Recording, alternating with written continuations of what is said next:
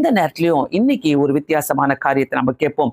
4வது நாளாக லூக்கா 15வது அதிகாரம் 1வது வசனத்துல அவருடைய வசனங்களை கேட்கும்படி அவரிடத்துல வந்தார்கள். இந்த தீம்ல தான் நான் பேசிக் கொண்டிருக்கிறேன்.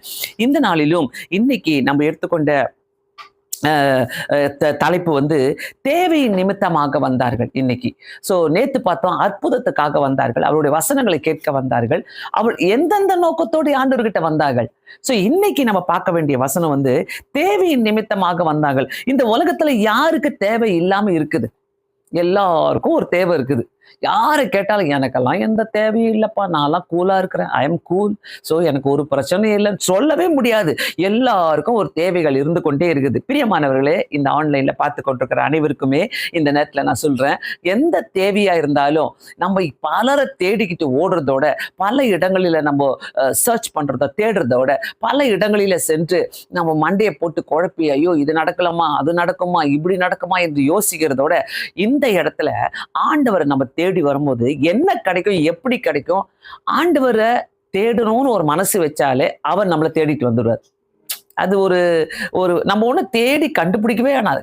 தேடுங்கள் திறக்கப்படும், தட்டுங்கள் திறக்கப்படும், தேடுங்கள் கண்டடைவீர்கள். ஸோ இந்த மாதிரி வசனங்கள்லாம் இருக்கும் போது கண்டிப்பாக நம்ம தேடுறோம், கர்த்தரை தான் தேடுறோம் நினைச்சாலே, ஒரு விடுதலை வேணும்னு நினைச்சாலே, ஒரு தேவைகள் எனக்கு சந்திக்கப்படணும்னு நினைச்சாலே கண்டிப்பாக கர்த்தர் அதை நமக்கு திறந்து கொடுக்க வல்லவராயிருக்கிறார். தேவை நிமித்தம் யார் யார் வந்தார்கள்? பாவத்தில் இருந்தவங்க வந்தாங்க, வியாதியில இருந்தவங்க வந்தாங்க, சாபங்களில இருந்தவங்க வந்தாங்க, பாரத்தோடு இருக்கிறவங்க வந்தாங்க, நம்பிக்கையற்ற சூழ்நிலையில இருந்தவங்க அவரை நோக்கி எல்லாரும் அவரிடத்துல வந்தார்கள். எல்லாருக்குமே ஒரு தேவை இருந்தது. அவங்க குறை சொல்ல வந்தா கூட அவங்களுக்கு பார்த்தீங்கன்னாக்கா ஒரு தேவை இருந்தது. ஆனா அதை அக்செப்ட் பண்ணிக்க முடியல. நம்ம நிறைய பேரை பார்க்கிறோம், பைபிள்ல பார்த்துக்கிட்டே தான் இருக்கிறோம். இந்த நாளில மார்க் எழுதின சுவிசேஷம் 14வது அதிகாரம் 35, 36வது வசனத்தை பார்த்தீங்கன்னாக்கா, மார்க் எழுதின சுவிசேஷம் 14வது அதிகாரம் 35, 36 சற்று புறமே அவரை தேடிக்கிட்டு வந்தாங்க. ஒரு நிமிஷம். மார்க் 5வது அதிகாரம் 21வது வசனத்திலிருந்து பார்க்கலாம். மார்க் 5வது அதிகாரம் 21வது வசனத்திலிருந்து பார்த்தீங்கன்னாக்கா, அங்க நம்ம பார்க்கிறோம் ஒருத்தரும் அவரை தேடிக்கிட்டு வராங்க. அதே மாதிரி எந்தெந்த இடங்களிலெல்லாம் ஆண்டவரை தேடிக்கிட்டு வந்தாங்கன்னு சொல்லி பார்க்கும்போது பயங்கர நல்ல ஒரு வித்தியாசமா இருந்துச்சு. இந்த இடத்துல மத்தேயு 14வது அதிகாரம் 34, 35, 36 அவ்விடத்து மனுஷர் அவரை இன்னார் என்று அறிந்து சுற்றுப்புறமெங்கும் செய்தி அனுப்பி பிணியாளிகள் எல்லாரும் அவரிடத்துல கொண்டு வந்து, எல்லாம் சுற்றுப்புறத்துல இருக்கிறாங்க தெரிஞ்சு இயேசு வந்துட்டாரு செஞ்சு சுற்றுப்புறத்துல எல்லாரையும் கொண்டு வந்தாங்க. ஏதாவது ஒரு ஊருக்கு ஒரு வைத்தியர் வந்துட்டா போதும், பார்த்துருக்கிறீங்களா? அட்வர்டைஸ்மெண்ட்லாம் கொடுப்பாங்க அவங்க, இந்த நாளில் இந்த மாசத்துல இந்த ஹோட்டல்ல நாங்க வந்து வைத்தியம் சொல்ல போறோம், நீங்க வரதுன்னா வாங்கன்னு சொல்லிட்டு. அந்த மாதிரி ஆண்டவர் அப்படி அட்வர்டைஸ்மெண்ட்டும் கொடுக்கல. பட் ஆண்டவர் அந்த இடத்துக்கு போறாரு. போன உடனே அவர்கள் அறிந்த அவ்விடத்து மனுஷர் அவர் இன்னார் என்று அறிந்த சுற்றுப்புறங்கும் எங்கும் செய்தி அனுப்பி செய்திகளை அனுப்புறாங்க. பிணியாளிகள் எல்லாரும் அவரிடத்துல கொண்டு வந்தார்கள். அவருடைய வஸ்திரத்தின் ஓரத்தை ஆகிலும் அவர்கள் தொடும்படி உத்தரவாக வேண்டும் என்று அவரை வேண்டிக் கொண்டார்கள். தொட்ட யாவரும் சொஸ்தமானார்கள். அவரிடத்துல எதுக்கு வந்தாங்க? எந்த தேவைக்காக வந்தாங்க? வந்தவங்க சொஸ்தமாகறாங்க, அவங்களுக்கு விடுதலை கிடைக்குது. இப்போவும் இட்ஸ் நாட் டூ லைட். தயவு செய்து இந்த வார்த்தையை கேட்கிறோம்னாக்கா, ஒருவேளை நீங்க நினைச்சிட்டு இருக்கலாம், இல்ல நான் மறைச்சே உட்காந்துட்டு இருக்கிறேன், நான் இப்படியே போயிடுறேன், யாருக்கும் தெரியாமையே நான் வாழ்ந்துட்டு போயிடுறேன், யாருக்கும் தெரியாமையே இருக்கட்டும் என் பிரச்சனை அப்படின்னு நம்ம நினைக்கிறோம்னாக்கா, கண்டிப்பா ஆண்டவர் மறைச்சு ஒளிச்சு வச்சு நம்மளை ஆசீர்வதிக்கிறவரே கிடையாது. கர்த்தர் ஒரு அற்புதம் செய்யணும்னாக்கா வெளிப்படையாக செய்வார். வெளிப்படையாக எல்லாத்தையும் நமக்கு செஞ்சு தருகிற தேவனா இருக்கிறார். சோ ஆண்டவருக்கு வரும்போது அவர் கண்டிப்பா செய்வாரு, அவர் இதை செய்வாரு அப்படின்ட்டு ஒரு நோக்கத்தோடு வந்தாங்க. அவருடைய வஸ்திரத்தின் ஓரத்தையாலும் நம்ம தொட்டுட்டு போயிடலாம் என்று பார்க்கும்போது, அந்த வசனத்தை பார்க்கும்போது தொட்ட யாவரும் சொஸ்தமானார்களாம். நான் நம்புறேன் கண்டிப்பாக. ஒருவேளை 2026 இயேசு சுவாமி நம்ம ஊருக்கு வராரு, நம்மளுடைய இருக்கிற இடங்களுக்கு வராருனாக்கா கண்டிப்பா எல்லாரும் ஓடுவீங்க. எல்லாருக்கும் எவ்வளவு தேவை இருக்குது, எல்லாரும் ஓடி போயிட்டு இதே மாதிரி தான் நம்மள சொல்லுவோம், அவருடைய ஓரத்தையாச்சும் நம்ம தொட்டுட்டு வந்துடுறோம், அவருடைய நிழலாச்சும் நம்ம மேல படட்டும் அப்படின்ட்டு நம்ம எல்லாருமே இயங்குவோம். பிரியமானவர்களே, இந்த நாளில ஒரு தேவையின் நிமித்தம் தேவையின் நிமித்தம் எல்லாரும் ஓடி வந்தாங்க.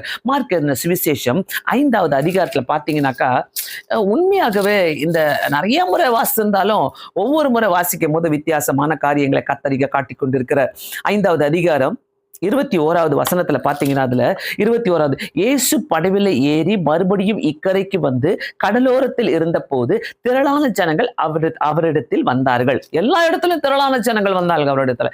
எதுக்கு வந்தாங்க அவரிடத்துல?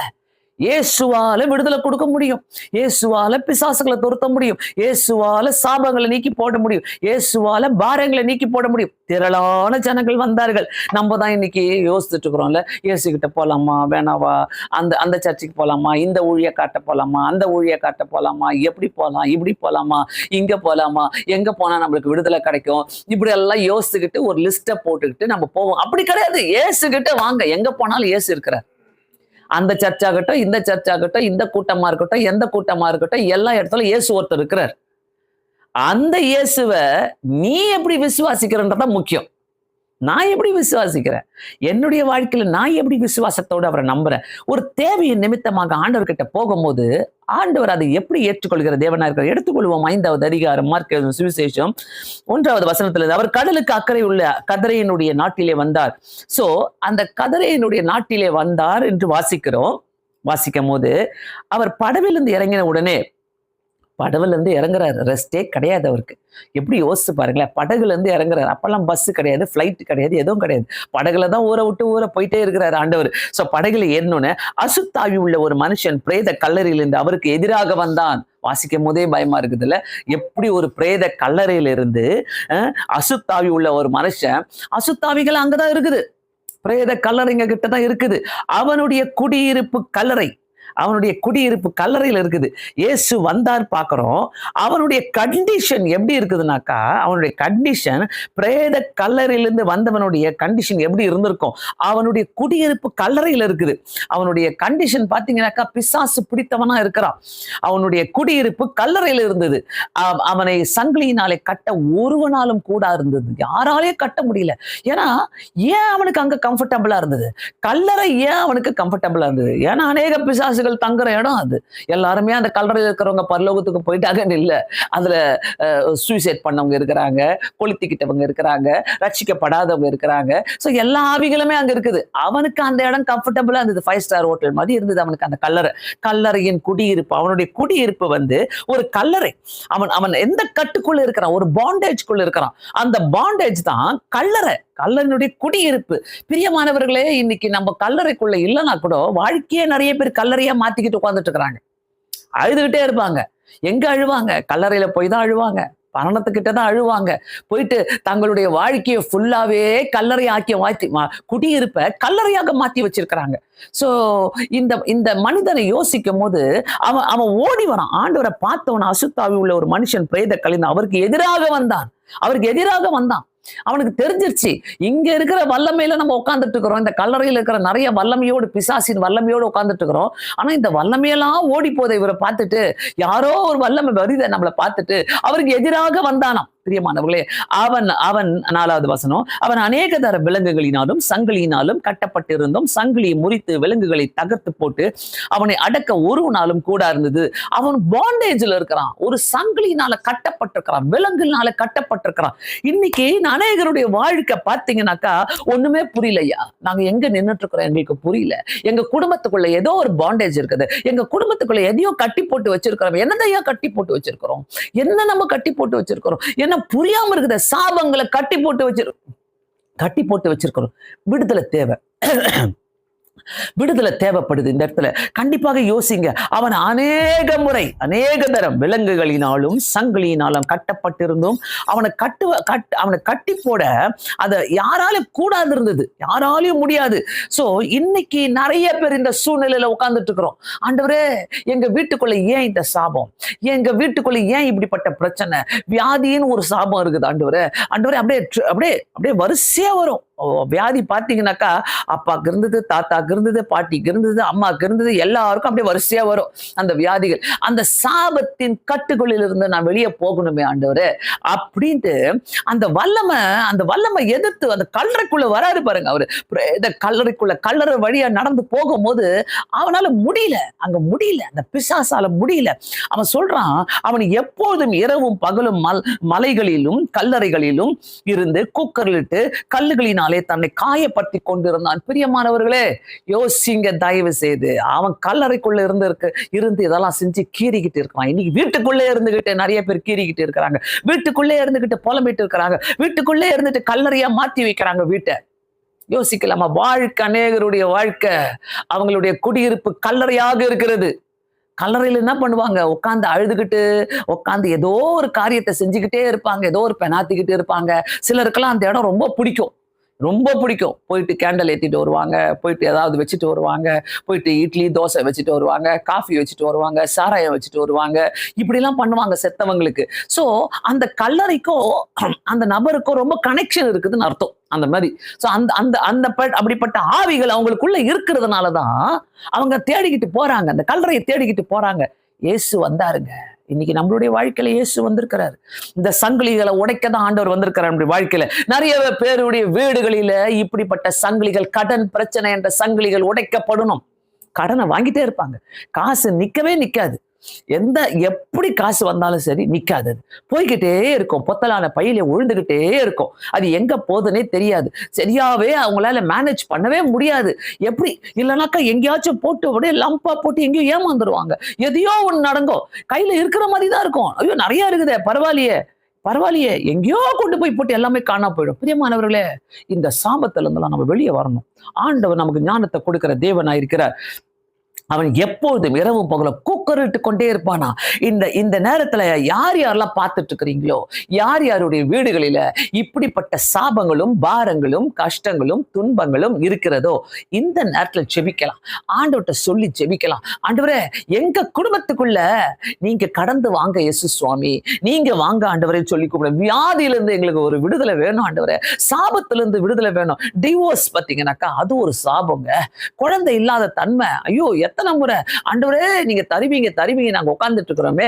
ஆண்டவரே, எந்த சாபம், அந்த சாபத்தை உடைங்க இயேசுவின் நாமத்தினால.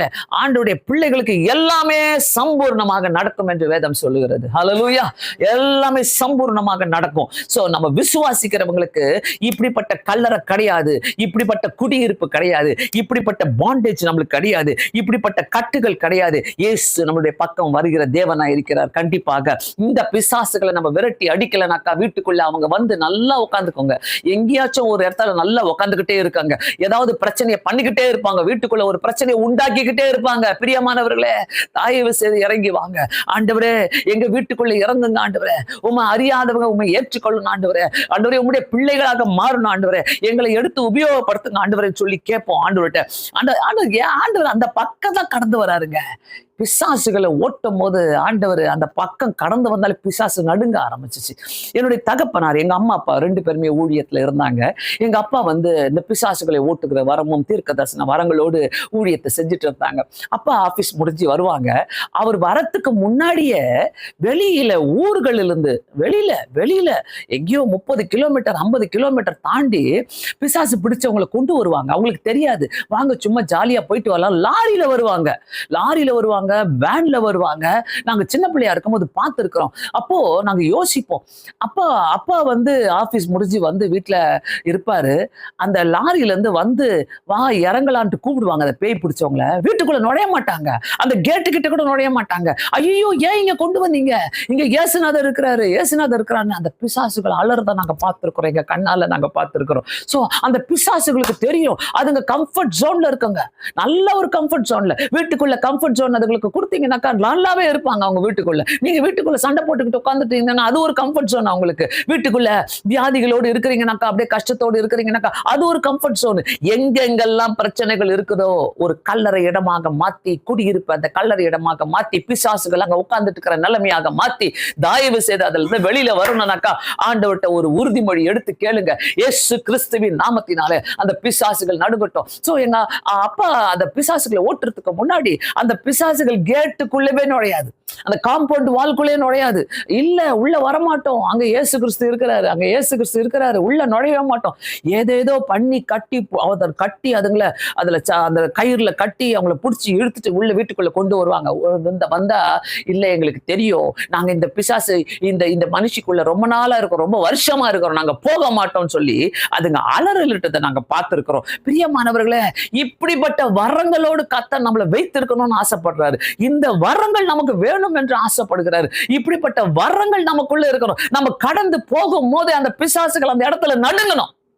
கண்டிப்பாக நான் சொல்றேன், இந்த இடத்துல நம்ம கடந்து போகும்போதே அந்த பிசாசுகளை அந்த இடத்துல போகும்போதே நடுங்கட்டும் அந்த பிசாசுகள். ஆமென். ஆண்டவர் நம்மளுக்கு அப்படிப்பட்ட ஒரு வல்லமையை தரட்டுமே. அப்படிப்பட்ட ஒவ்வொரு பிரச்சனையும் நம்ம விரட்டி அடிக்கணுங்க. பயந்துகிட்ட உட்காரக்கூடாது. இயேசு அந்த இடத்துல வந்தாருங்க. வந்து கூக்கரலிட்டு அந்த இடத்துல 6வது வசனம், அவன் இயேசுவை தூரத்துல கண்டபோது ஓடி வந்து அவரை பணிந்து கொண்டான். பிரியமானவர்களே, தேடி வந்தாங்க இயேசுவை, அவன் பணிந்து கொள்ள வைத்தாருங்க ஆண்டவர். கூப்பிடல, வா கிட்ட வா, என்ன பண்ற, ஏது பண்ற, எவ்வளவு நாள் இங்க இருக்கிற, எதுவுமே கேட்கல. அவனுக்கு தெரியும், நான் ஒரு இருட்டுல இருக்கிறேன், நான் ஒரு இருட்டான இடத்துல இருக்கிறேன், எனக்கு வேண்டியது வெளிச்சம் வந்துருச்சு. இந்த வெளிச்சத்துக்கிட்ட நான் இப்பவே போனாதான் எனக்கு வழி, இல்லைன்னா எனக்கு வழியே கிடையாது நம்மளுக்கு தெரிஞ்சதுனால அவன் ஓடி வந்து பணிந்து கொண்டான். பிரியமானவர்களை, இந்த சாயங்கால வேலையில பார்த்து கொண்டிருக்கிறீங்கன்னாக்கா ஓடி வந்து பணிந்து கொள்ளுங்க. உங்க பிரச்சனைக்கு கல்லறையா மாத்தாதீங்க. அதை ஒரு குழி, பிரேத குழி இடமா மாத்தாதீங்க.